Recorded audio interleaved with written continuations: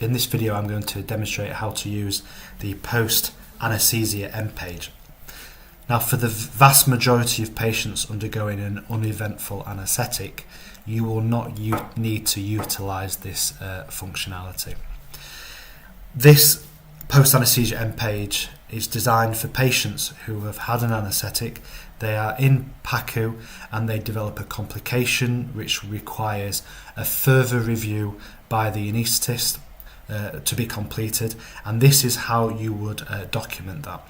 So for the vast majority of patients who have an uneventful anaesthetic, all the information that has already been recorded in the pre-anaesthesia assessment and also within essay anaesthesia will be sufficient.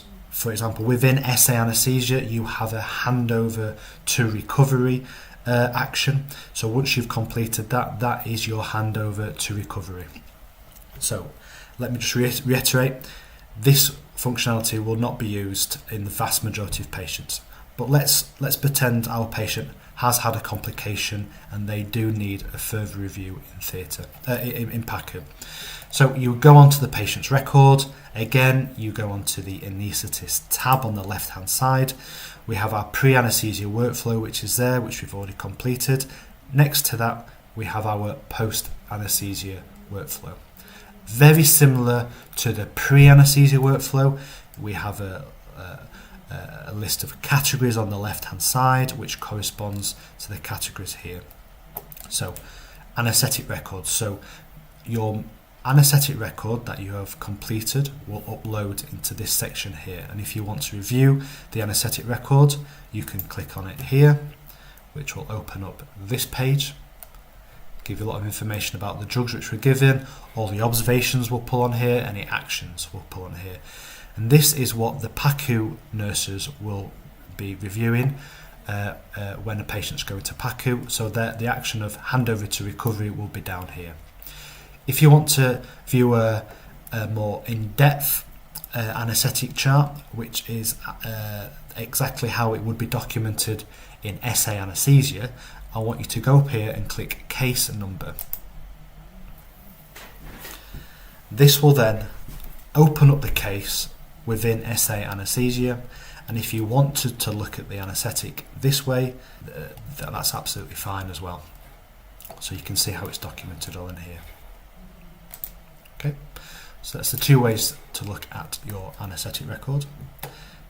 We work down our list, any order or entries that you need to add in, you can add in here. Most recent observations will pull through onto this record, so these are taken by the PACU nurses. The past medical history will pull through into your documentation, any relevant investigations will pull through, and you keep moving your way down, and then this is the free text box at the bottom where you would document patient reviewed. They've got 250 mils of blood in a drain, they require surgical review, and this is where you would document that and save it. Very similar to the pre-anaesthesia workflow, you have the draft version, which is this. You then click at the bottom, which is the post-anaesthesia assessment, which will move you into your finalised draft version for review, so you can change bits and bobs before you finalise it.